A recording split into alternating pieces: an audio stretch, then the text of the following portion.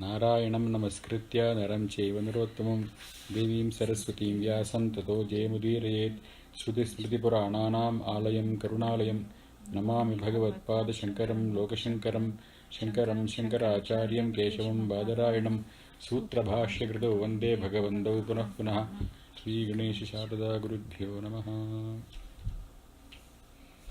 Ugrah Sanvatsaro Dakshaha. Ugraha. Ugrah is the name of Shiva. Ugrah means fierce. Suryadinamapi bhayaheritvad Ugraha. Generally, when you say fierce, you remember Surya, because Surya is scorching, fierce. But even for Surya, he's a scorcher. Bhayahetu. He's a cause of fear. For Ugrah, you will also remember Narasimha, right? Yes. Narasimha is considered a part of Shiva. Oh. Yeah. Narasimha and Shiva, Okay. they are considered synonymous. Oh, that's Like Hanuman also is considered Shiva's form. Is Rudra Rupadhari. And Raudram, that word is used for Narasimha. The word Raudra is used for Narasimha. For us, in Vishnu Sahasranama, we have got Narasimha. That is the first Saguna name, Narasimha, Sriman. So, everything is one for us. Shiva, Vishnu. It is just a taste, matter of taste. Suryadinamapi bhayaheritvad Ugraha. So he causes fear for Surya. He quotes the Taittiriya Upanishad. It has come before. Bhishasmat vatah pavate bhishodi suryaha. So asmat bhishat, because of bhayam, vataha pavate, the vayu, the wind moves, the wind blows. This bhaya and nidra, we need a little bit. Ahara. We need these things a little bit. Security. But too much of bhayam or too much of nidra is very bad. And bhaya is also something which can grip people. Unnecessarily you don't have to be afraid. But it's natural that people get engrossed in these four things. It becomes more of their like a phobia or complex. It's a mental affliction because they don't investigate it, they don't try to understand and confront it. If you just try to understand and confront, most of the fears can go away. So it's a very healthy thing to be afraid. That's what the Veda says. Asmat bhishad vataha pavate. Because the Vayu is afraid of Paramatma, he does his job. He blows very well. Had he had not that fear of duty, he would not blow and the sun won't rise. Hence he is Ugrah. I have a question. So, we are talking about dharma. So, why would there be a fear-induced duty, whereas duty should be just duty, right? Without any fear. Right. So, Surya, if his dharma is to shine in the day, every single day, then why should he do it out of fear, or why should fear be required for him to do that? It should be his dharma, and being a kind of a deva, he should be following dharma. That would be expected of someone of that stature, right? So why would fear have to be induced? The fear is not of Paramatma. The fear is about pramada. Fear is about omission. Fear is about getting late. So Surya would think like, if I go 1 minute late, the whole of America will get up late and there will be billions of dollars of loss. How can I cause this to?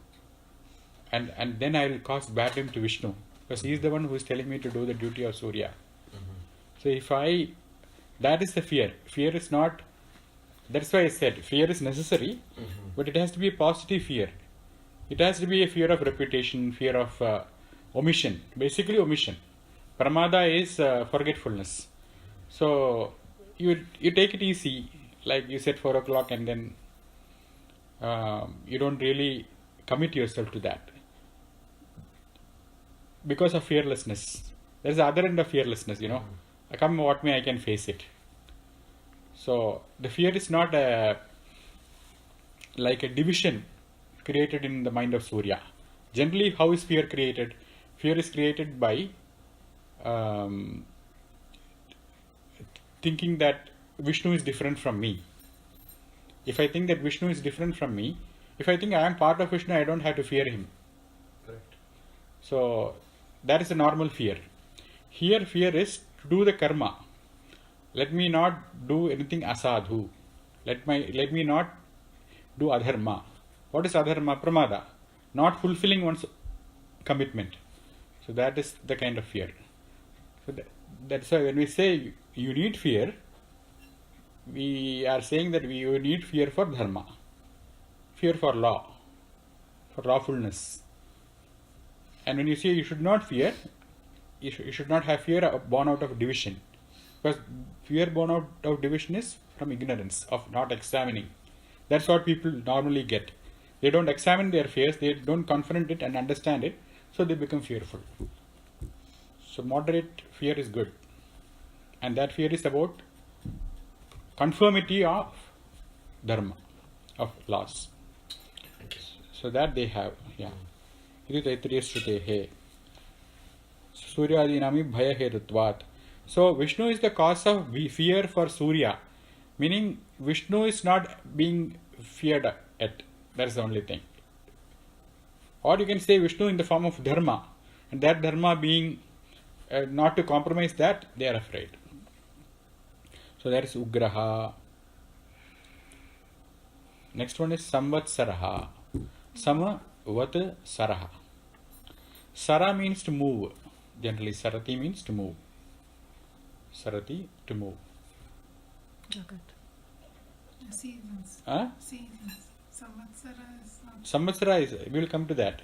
But Samvatsara has 3 words, 3 parts in it. Sam means it's a prefix, good. Agama means to come. Sam agama means well, very well, to come well. So the word sam means good. So, Saraha means movement. Saraha means to move. It's Jagat. Does Anything not come that in the moves. root of Jagat is That which goes, Jagat. okay. Sara is general movement. Gachati is Jagat. That which goes. Doesn't stop for anyone, keeps on moving. So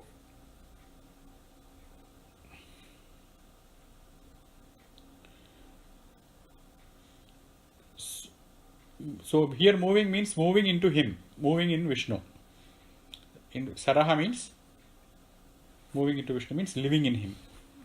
That's what he writes. Samvasanti bhutani asminna iti samvatsaraha. All the creatures, they go and live on Vishnu. Why? Because Vishnu is the substratum. Vishnu is the base of all the Jagat.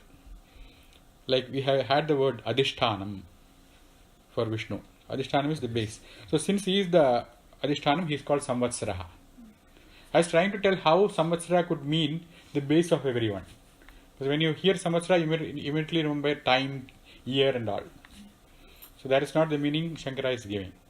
He is saying where Vasati Sarva Bhutani, where all the living creatures are existing. That's the meaning of Samvatsara. Also, you can possibly exist only in 2 things.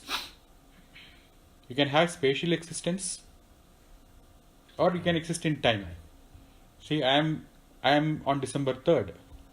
Today I am on December 3rd, which is a time. I am at 8:05. There is a time. I am here. That is spatial. So location can only be 2. There are only 2 upadhis for Adhisthana, which is Desha and Kala. So Samvatsara. So if you take the Samvatsara as Kala, then it is time, year. If you take it as Desha, then he is the base of all the Bhutas. That is the one Shankara is going for. Sarvani Bhutani Actually, he doesn't say anything. He just says that bhutas are in him. Constant. Why the year is called samvatsara? Because every year is the ultimate thing. There is nothing more than that. Yatha masa aharjaram. All the days flow into weeks. Weeks flow into months. Months flow into year. So that is the final thing. That is samvatsaraha. That is the same as Samvatsar in Mantra Pushpam. Mm. Samvatsarova Apam. Yeah. That is the same. Samvatsaro va apamayadanam. Yeah. That is the same. Yes. It is the same. Yeah. In Hindi also Samvat means year. Samvat They is say, clear. Samvat 1800 mein paida hue, so that Yeah. means year 1800 someone, right? It's a kind of calendar. Right. It must have come from this samvatsara. So that is samvatsaraha. The next one is dakshaha. Dakshaha means samarthaha. Samarthaha means capable, skillful, very skillful. How is Vishnu skillful? Jagadrupena vardha manatvat sarvakarmani kshipram karoti diva dakshaha. Okay, whatever task is given to Vishnu, he does it with considerable speed. A person who is procrastinating is doing so because of lack of skill, lack of ability. Vishnu does not do that. He is daksha, no procrastination. Immediately he engages and does it. Hence he is called daksha. The next one is visramaha. Visram karna means resting. Visramaha means resting. So everything rests on Vishnu. So why do you want to rest? You want to rest because you are battered. You are tired. You have some suffering. That's the reason you are looking for visramaha. Visramaha is to eliminate what? Sramaha. What is sramaha? Klesha. So he says, first of all, klesha is of 6 kinds for the body. Samsara sagare, in the ocean of becoming. Kshut vipasadavihi shad urmibihi. So in sagara, what do you have? Urmi. What is an urmi? A wave. There are 6 special waves, tsunami waves. Number 1 is kshut, hunger. Especially on Ekadashi, you are extra hungry. So that is number 1, urmi, the wave. So when you get this wave or klesha is what? Srama is what? Difficulty. Yeah. Srama is difficulty, tension. Yeah. So you want immediate visrama. So what do? You take the name of Vishnu. When you get Shrut, what do? You take the name of Vishnu. Then it subsides. Say Vishnu and drink some water. It should be taken care. Then next one is pipasa. So these are all physical discomfort. He is describing it as srama. Shankara is saying these 6 sramas are there. That is number 1 for the body. Then for the mind, madadibihi upakleshaihi. Klesha and upaklesha. For the mind, the klesha is, for the buddhi, the klesha is avidya. Klesha is for the buddhi, which is avidya. Avidya adi. Avidya and abhimana, asmita. Avidya means ignorance. Asmita means sense of ego. That comes from ignorance. Avidya gives birth to asmita. That is what he is calling it as mahaklesha. These are all srama. Once you go through this kshut pipasa, it is not easy. They are not very comfortable experiences. That's why they are called kleshas.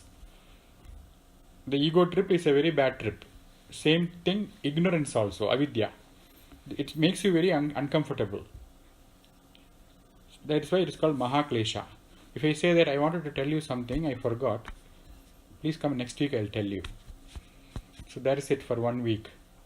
You will have a lot of klesha. So that is what? Avidya. How avidya can cause you klesha? You have that urge to know. Why? Because you are already sarvajna. By nature you are jnaha, you are a knower. And the thought that you cannot know or you don't know or the knowledge is pending, that is a klesha. That's why he is calling that. Avidya is maha klesha. That is the greatest klesha. And what is the little klesha, upaklesha? Mada. Mada is arrogance. Adi means matsarya.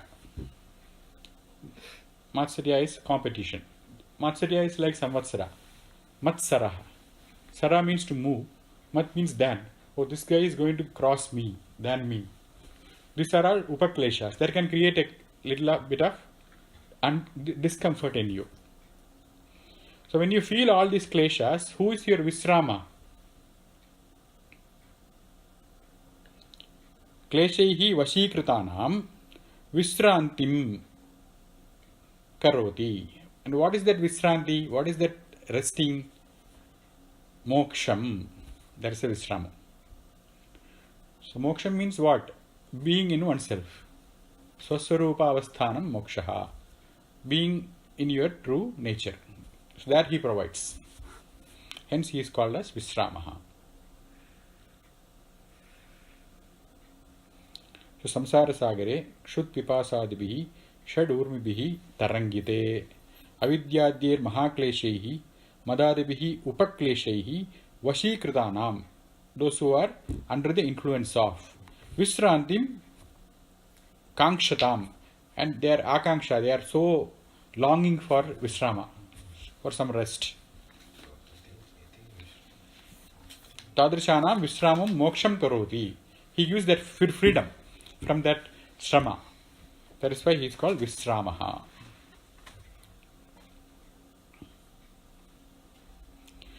The next one is Vishwadakshinaha. Vishwadakshina and Daksha is the same thing. Only thing is, in Daksha you don't have the word Vishwa. So here, there Daksha means one who is skillful. So for any skill you need some kind of power. Without power you cannot be skillful. Because of the word Vishwa in front of Daksha here, that power is being compared with among all things in the world. So Vishwasmat Dakshinaha. Among all the things is in the world, he is Dakshinaha, Shaktaha, the most powerful. Or Vishwa can mean everything. Vishwa means Sarvam. What Sarvam? Karmasu. In any act, he is Dakshinya. He has skill. So the difference between Daksha and Vishwadakshina would be, Daksha would be generally skillful. Vishwadakshina would be skillful in anything at all. That is the meaning of Vishwadakshina. Ugrah sambasaro daksho visramo Vishwadakshinaha. So you can keep telling you these verses, which is actually our own attributes. It's all our Swaswarupa. So when you feel that you are not skillful, you are worthless, these verses should take you back to yourself. That is called moksha. Being in oneself means not recognizing ourselves lesser or more than what we are. So these are all pointers towards that. Because it's extremely the Saguna aspects of Vishnu. There is nothing ambiguous about it. The next one is Vistaraha.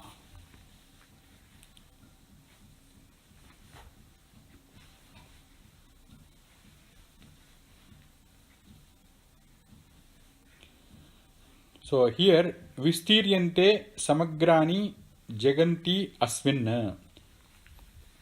Vistiryante means spread out. The whole world is spread out. Like you take a mat and spread it, the whole world is spread on Vishnu. That is why, spread out by Vishnu. That is why it is called Vistaraha. Vistiryante Samastani Jaganti. Jaganti means universes. There is not one universe but many universes. All these universes are spread out by Vishnu. Hence he is called Vistaraha. The word Brahman also means that. Brahman Brihattamatvat. Something which is constantly expanding. Vistara means expanding. Vistrit hona. Being expanding always. If you take a stone and put on the water, it keeps on. That's what is happening. That Vistara, that is Vishnu. That's the nature of Vishnu, of the world. That progression. Pritaha, there was a word. Prithu means widespread. It is already like spread out. Spread, and this is like spreading. That is the difference. Prithu is unlimited, wide.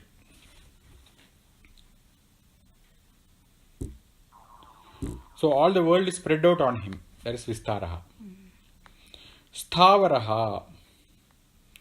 So if he is always busy spreading out and becoming big, then who is going to be stable? He himself again. Sthavaraha. Sthavaraha means Titishilaha. One who is very consistent, firm, unmoving. That's the meaning of Sthavaraha. So he is moving everywhere and also unmoving. How can that be? Because wherever you go, he is there. If you do Vistara of the Jagat, at the end of it, he will find Vishnu there. And if you just stay put here, here also you will find him. That's why he is Stavaraha and Vistara, both.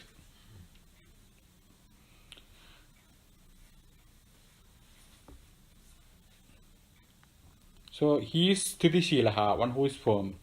The next one is Sthanuhu.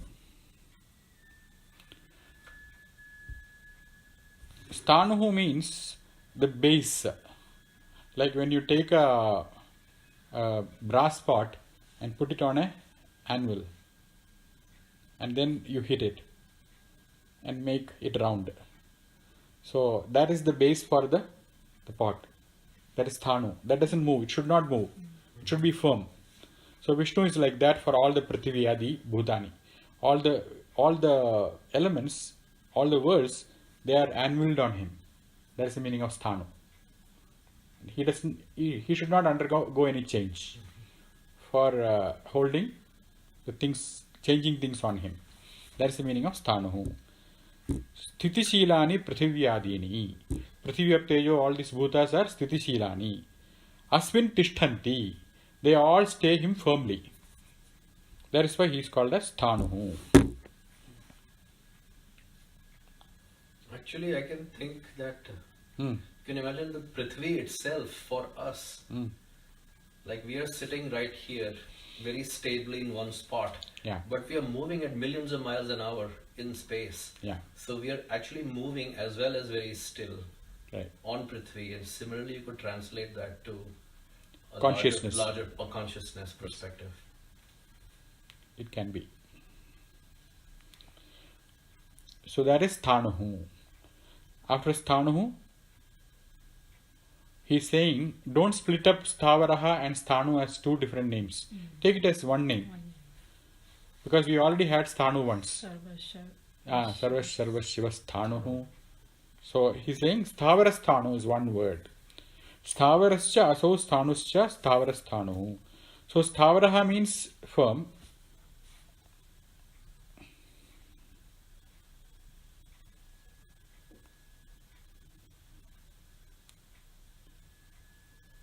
Sthavaraha means one who is stay put, one who stays in one place, and Sthanuhu means unmoving. So one who is stay put in one place, unmoving. Take it as one word, combining both. Sthavarascha aso Sthanuscha Sthavara Sthanuhu. One who is stay put and firm. So it emphasizes the firmness.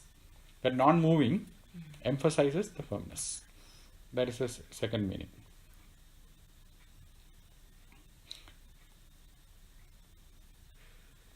The next one is Pramanam.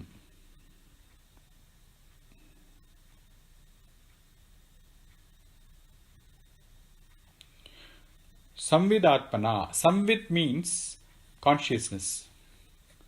So when you say Gata, Pata, Kudya, Kusula, Pustaka, Everything is called Sambit, Geta Sambit.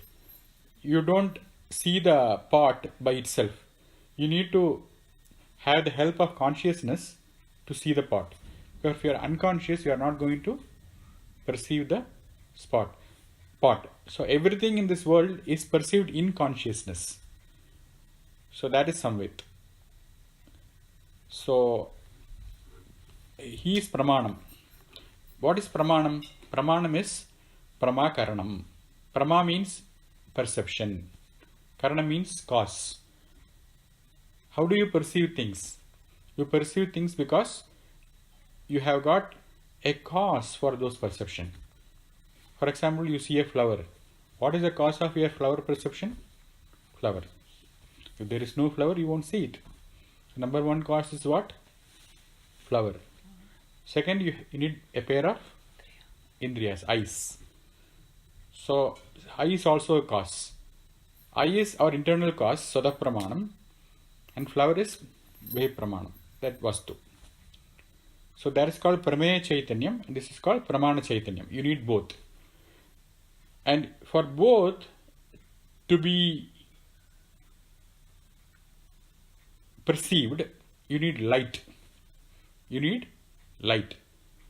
And in order for the light to light up the flower and to the eyes to see, you need the mind.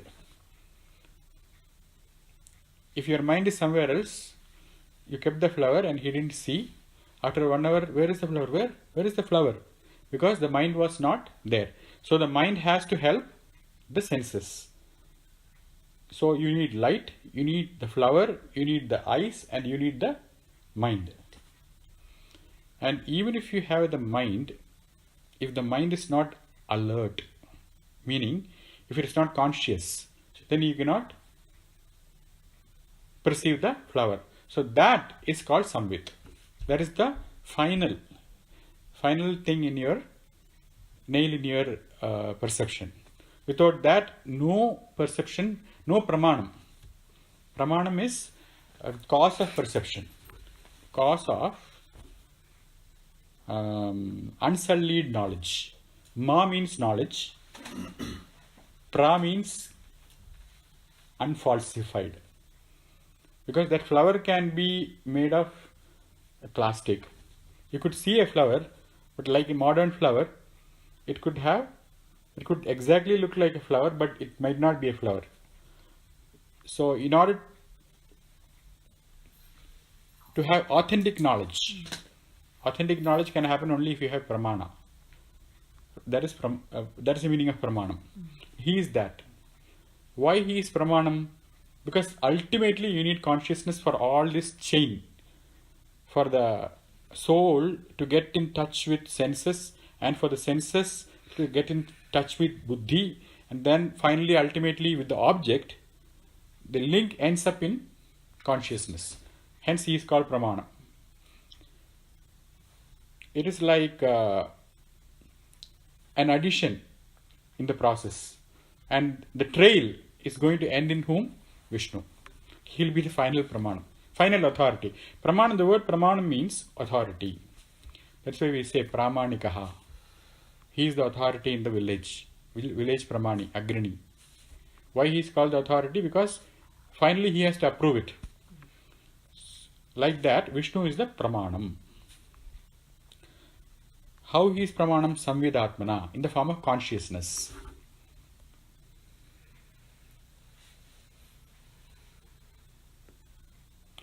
So this cognitive shift from mere light to consciousness, it takes away the suffering from the whole process. How? Because if you look at the pen and you are seeing the pen because of the light, and if you take the aid of your eyes, then it will start judging it's blue or white. If you take the mind, it will start liking whether it is likable or not. If you take the help of intellect, it will start measuring whether it is useful or not. But if you take the help of consciousness, it will just show you. So it is just a vision. So that is why that Sambit is very good.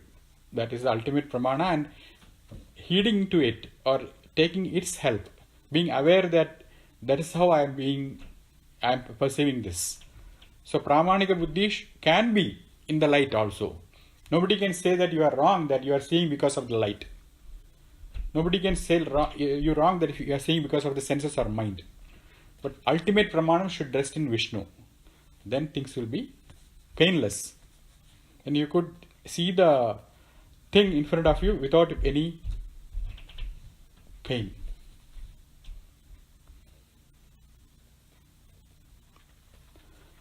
Resorting to any lesser pramana is going to cause you suffering. In other words, even if it looks like joy for now, you can look at the birthday cake and get elated with the mind, but then diabetes follows. That is why if you resort to the consciousness, then what happens when you become conscious of it, then you are not judging it whether you want it to eat or not, whether you will get sick or not. Nothing is going to happen at that point. That's why Vishnu has to be the authority of unfalsified knowledge. Samvit Atmana Pramanam.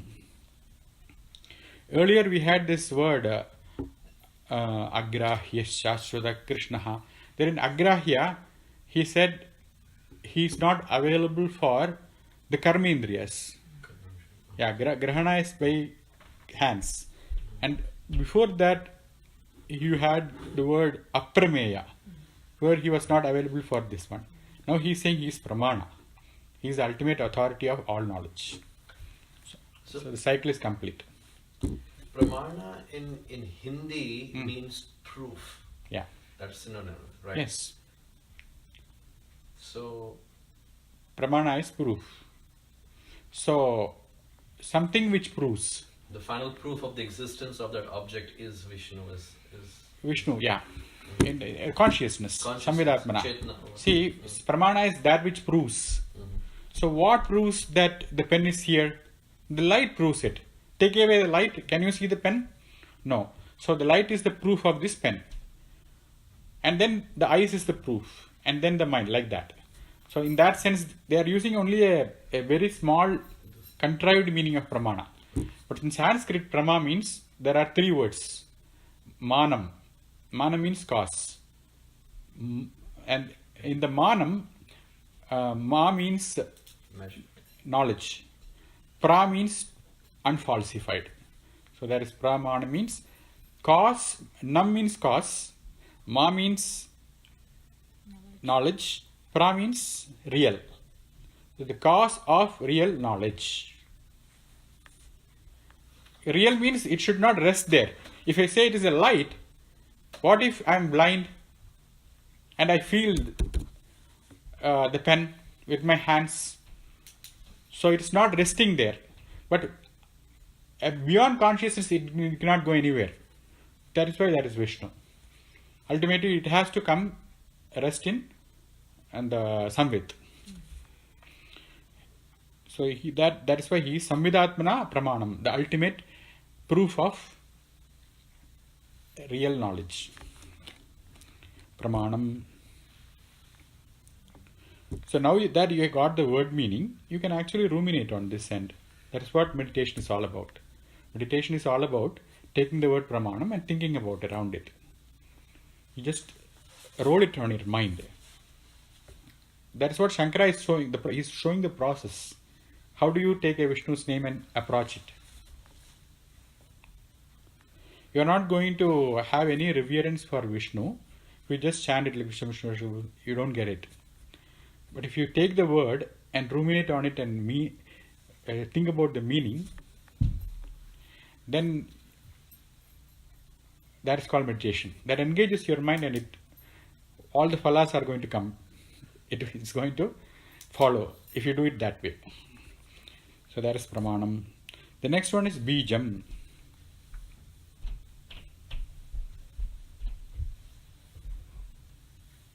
Oh, Bijam means Karanam. Bijam means seed. So he is Avyayam Bijam. what happens to seed is it becomes exhausted. But avyayam bija means a seed which is never exhausting. So when you were born, you thought that I'm born and I will live like 80 years, 85 years, I'll be a nice person and then go. But after 10 years, you changed your mind. No, I'm going to be more adventurous. I'm going to be competitive. I'll do this, lead this rat race. I want to be the leader. Whatever you want to do. So from 85, you extended to 850. So that extra 800 years, now Vishnu has to provide. He has to create a field for your karmic exhaustion. For that, he should have a unlimited supply of bijam. Unless he has got that, if he just started with orange seeds, then you did something with apple, then he has to supply that also. That is why he is avyayam bijam. That's what he says. Anyatha bhava vyatirekena karanam. So you take it either way. Vyatireka means negatively. Anyatha bhava means another form. You change it. Anyatha bhava is changing the form.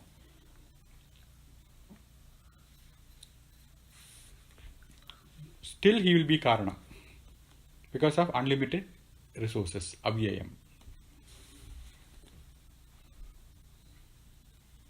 That does not mean partless avyayam. Avyayam is inexhaustible. Just avyay nahi ho sakta, can't be spent. Avyay. Huh? Avyay means it cannot be spent or cannot be exhausted. Yeah. See, okay, this is the real thing. Part. When you say that the tree is inside the seed, you open the seed, you don't see anything. But when the tree sprouts, you figure out whether it is apple or orange. So where was the apple or orange? It was inside that. Okay. But what in the case of this universe? In the case of universe, the first thing that is born of Atma is Akasha. He gives birth to sky. Now what kind of bijam could possibly sky be born from? Because sky itself is an unlimited thing. So normal bijam cannot give birth to a thing called sky or the entire earth or entire waters. How can the entire water be held in something? So that is what avyayam bijam means. So avyayam means something which is fallible, little limited. Avyayam means inexhaustible. Only that kind of bijam, that kind of karanam can be the cause of this Pancha Mahabhutas. So that is the meaning of it. It's really big, not the real coconut tree or small kind of bijam. It is the bijam for the whole bhutas, Mahabhutas. Avyayam bijam. Why avyayam bijam? Because the effect is also avyayam. The effect is space. The space is enormous. In order to cause a space, this consciousness has to really be inexhaustible. What did you say about part? That's why I got this idea. When you started saying part, then okay, then it should be partless. Yeah, that's what I was saying, that I thought avyayam meant partless. Yeah. Vyayam means limited with parts. Yes. Avyayam means partless. Partless, yeah. But what is that bijam or seed for the partless? The partless means space. Immediately you get what? Space. And Vishnu is the bijam. He says that he gives birth to space. How can he possibly give birth to space? Because in order to see or think and realize the space, you need consciousness. And you don't need space to be conscious. All you need is consciousness. So it ends in consciousness. Hence it is avyayam, bijam. Okay, so pramanam, bijam, avyayam.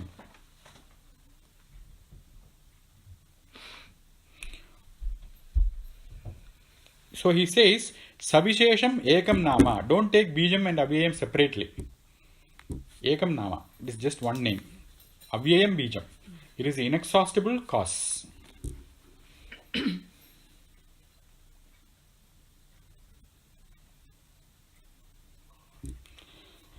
The next one is Artha.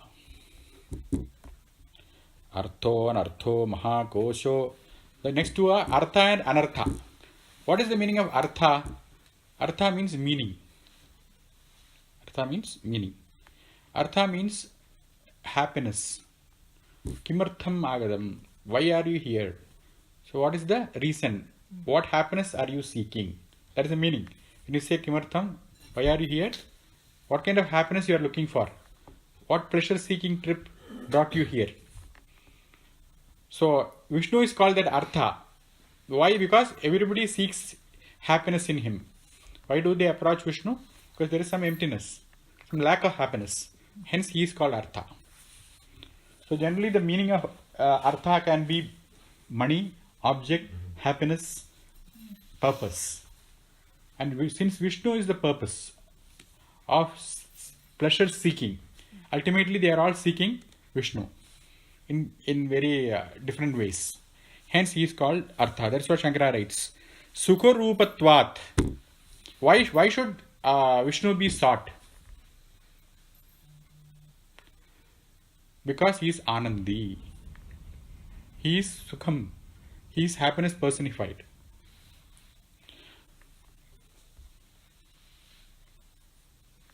Sukharupatvat. Sarvehi arthide. Nobody will say no to happiness.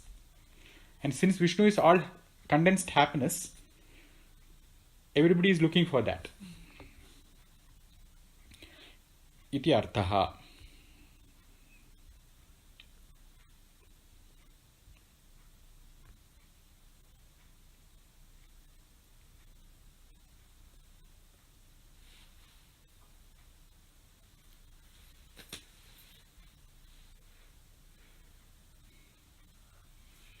न विद्यते प्रयोजनम आप्तकामत्वात् अनर्थः. The next word is anartha, not artha. So he is artha means he is sukham, and he does not require any sukham. Anartha means what? He does not require any sukham. Why? Because he is sukham. I need him because I am asukhi. So he is artha. But he himself is anartha. He himself is not artha. Why? Because he doesn't require artha. Na vidyate prayojanam. He does not have any purpose. Anartha means purposeless, objectiveless. He doesn't have any objective to attain. Why? Because he has got everything. That's what he writes. Na vidyate prayojanam. He does not have any prayojana. Why? Apta kamatvat. Because all the kamas has been attained by him. There is nothing that can surprise him. You go and give anything to him, he says, I already have it. I am apta kamaha, I have it already. Hence he is anarthaha. Artho anartho mahakoshaha.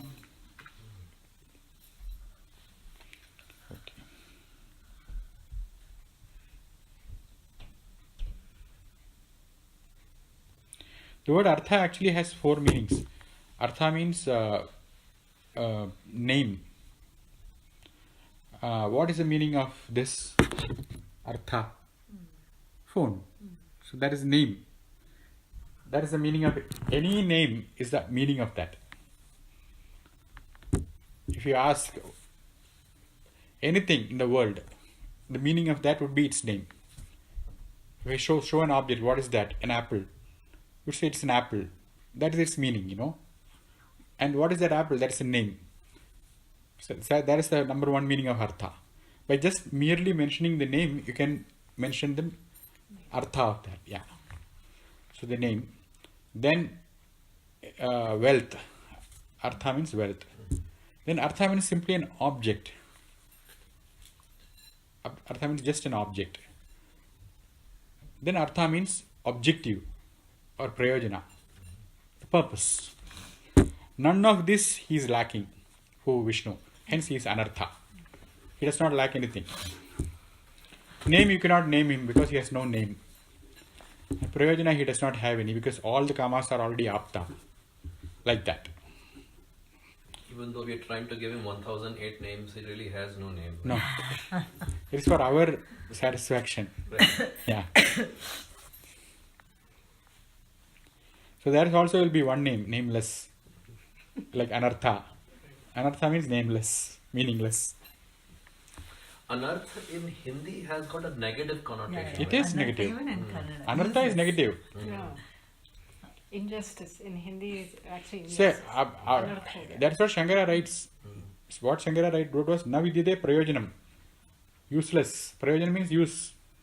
Anartha means useless. Why is he useless in the what? Everything is useless to him. It doesn't mean he is useless. We are useless to him. He is useful. Artha means useful. He is useful. Anartha means useless. Us for him. Like that. Navidyade prayojanam iti apta kamatvat. Because all the kamas has been already gotten by him.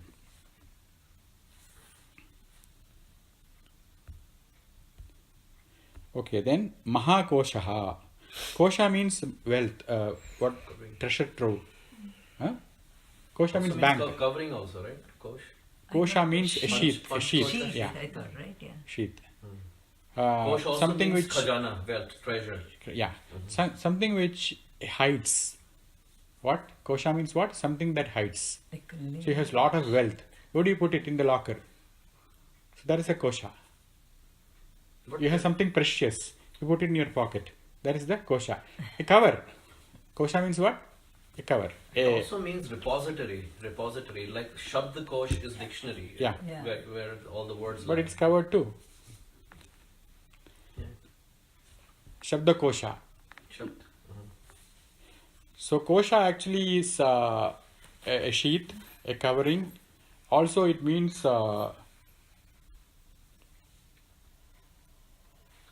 Treasure. treasure.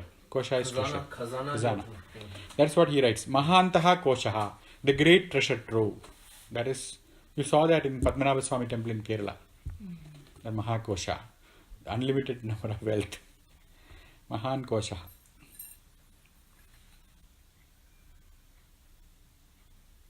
Okay, he says that Annamayadayaha Achadakaha Asyeti Mahakoshaha. So he is covered by this sheath of Annamaya, Pranamaya, Manomaya. Hence he is called as Mahakosha.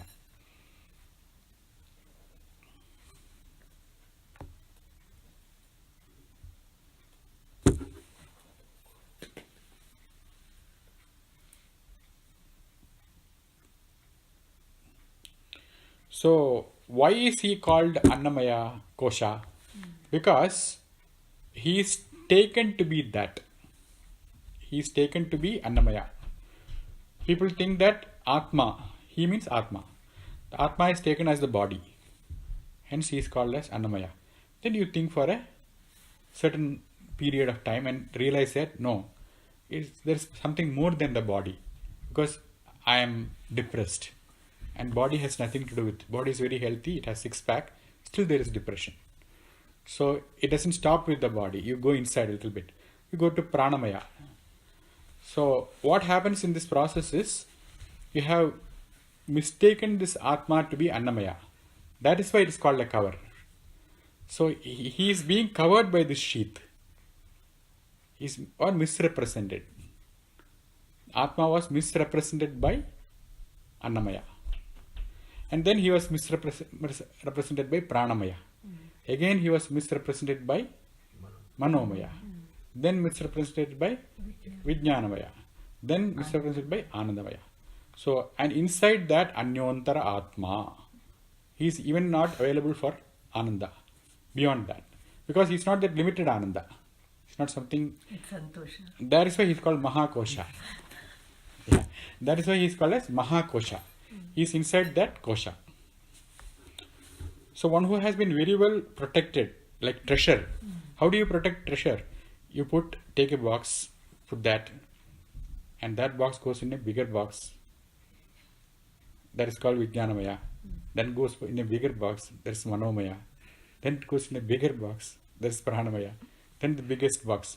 Inside you will find him. So that is Kosha, Mahakosha. So what does he say? Annamayadayaha achadakaha. Achadakaha means covering. So basically Shankara says it is covering. Asyeti mahakoshaha. Okay, artho anartho mahakosho mahabhogo mahadhanaha mahabhogaha. Bhogaha asya mahan. His bhogaha or enjoyment, sukha rupaha, in the form of happiness, is mahabhogaha.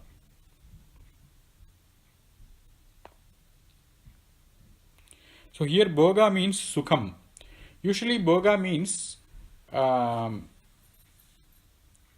consumption. General meaning of bhoga is consumption. That consumption can be good and bad. You can take a bunch of peanut, put it in a plate and eat a stone. When you bite it, you realize it is not a peanut, but it is. But that is also bhoga. It can be sukha or dukkha. Consumption. Consumption can be enjoyment or otherwise, depending upon. That is the normal meaning of bhoga. But here he says bhoga means sukha. It's not because it's mahabhoga. There is no bad peanut in Vishnu's world. It's only sukham. Because the word bhogi is used in the sense of samsari. When you say that verse, they say that Ega bhukta sada yogi. Yogi always eats only once.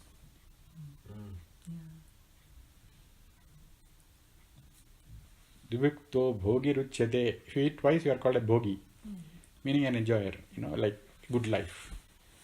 Tribhuktastu sada rogi. Yeah. So if you eat thrice, doctors have good business. And then the last one is drohi. Because you are actually eating somebody else's food. You are destroying the balance. So generally bhoga means enjoyment, the enjoyer, he is bhogi. Here bhoga means, it comes from the word bhuj, consume. Bhojanam also is. Yeah.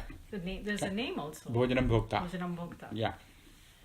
So there bhokta means Anandamaya Kosha. Because Vijnanamaya Kosha is the judger, he judges, and he is always the karta. And unless you do, you cannot enjoy. So here, bhogam is pure happiness. There is no, it's uncontaminated, unalloyed happiness. Why? Because Maha. It is Mahabhoga. That is Vishnu. Mahat bhoga sadhana lakshanam. Mahan bhogaha sukharupaha asya. Asya bhogaha sukhaha mahan. His sukham is very great. Hence he is called as Mahabhogaha. Artho, anartho, mahakosho, mahabhogo. So you won't mind giving us a little bit of sukham. Because he is Mahabhoga, he can always provide us with a little bit bhoga. The last one is Mahadhanaha. What is dhanam? Dhanam means bhoga sadhanam. You cannot attain any bhoga in this world without dhanam. Dhanam is bhoga sadhanam. So why do people work very hard? Because ultimately they want to attain happiness. What is happiness? Anandamaya kosha. Moda pramoda anandaha. Modaha means you imagine an apple or a mango. Then you see the mango tree. That is called pramoda. Then you really get hold of it. That is ananda. So you envision, plan, execute, get. So all this requires what? Action. And that route is called sadhanam. Sadhanam means means. And the means for all kinds of enjoyments in this world is what? Dhanam. Without dhanam, there is no enjoyment. In fact, it is said in the Ramayana, like Vishwamitra was told by Dasharatha to instruct Rama to make him worldly wise, because he is a little boy, 16 years old. He wanted to give him some worldly knowledge. So Vishwamitra says, first instruction, Rama's name is Kagutsa, because that is his great-grandfather's name. Kagutsa Vamsha Samudbhuta. He says, Dhanamarjaya Kakutstha. hey Rama, dhanam arjaya, go and earn a lot of wealth. Why? Dhanamu ulamidam jagat. This whole world stands in Lakshmi. Naham antaram pashyami. I don't see a difference. Nirdhanasya mritasya cha. A difference between a dead person and a poor person. Why? The poor person is without any sadhanam. He doesn't have any means. He can desire for something, but it won't come to him. Just like the dead person might have a lot of wealth, but he doesn't have life. So it is likened to life. What? Dhana. That being the sadhanam for bhogam. That's what he's saying. Mahadhanaha. Mahadhanaha means mahat bhoga sadhana lakshanam dhanamasya. So, in other words, Mahadhanaha means because he is Mahabhoga, he also is Mahadhanaha. In the smaller sense, all bhogam is caused by dhanam. And if you want Mahabhoga, you should have what? Mahadhanam. That is he.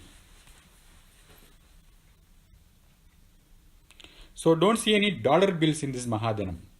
It is the ultimate resource for attaining the ultimate happiness. Dhanam is just a resource in this sense. It was Vasishtha or Vishwamitra? Vasishtha. Who taught Ramayana? In the Vasishtha Ramayana was taught by Vasishtha. Okay. In Ramayana, Vishwamitra takes him Okay. for a while to do then he gives him Bala, Adibala. Okay. All these mantras are given to him. But both Vasishtha and Vishwamitra are instructors of Rama. Okay. And we can also call Vishwamitra Vasishtha because generally all Purohitas are called Vasishtha. Okay. Vasishtha is synonymous to teacher. Okay. Just like you say Vyasa. Yeah. So he is my Vasishtha means like that. Okay. So there is a connection between Bhogam and Dhanam. Dhanam is the sadhanam for Bhogam. That's why people spend hours and hours working for Dhanam. Why? Because then they can get to be Anandi. That's what there is a calculus, a gradation, a scale of Ananda in the Yajurveda. Seyam sarva prithvi vittasya purna syat. Yam sarva prithvi, the whole of this world. Vittasya purna syat. If you fill every inch with gold coin, sa eko manusha anandaha. A person who considered himself as a human being, he'll say, I'm happy. Now I have become Bill Gates. That's what he would think. Manusha anandaha. But he says, even then that is Brihaspati Anandaha. But a person with knowledge, Srotriya, Akamahata, who does not have any kama, his sense of contentment and happiness is much greater than this person. It goes multiplying like 100 times, 100 times, like that. There is a calculus, Yes. it's a gradation, So it goes from man to Gandharva, because Gandharvas are engaged in music. Yeah. So music is more fulfilling than wealth. Well. Then from music he goes to Indra, of the powerful people. From there he goes to Brihaspati, like that it goes. So that is why he is called as Mahadhanaha. He has got all the karanam for bhogam. And since in our language, the bhoga sadhanam is dhanam, he is using that word. And also the word dhana comes from the word dhanya. Dhanya means cereal. Grains. Oh, I heard greens. Okay. Oh, I didn't. Yeah. So grains. So in barter system, you exchange. Give me 10 rupees means you give one bag of dhanyam. So from that dhanam has come. So dhanam means something which can be bartered. You need that exchange to attain happiness.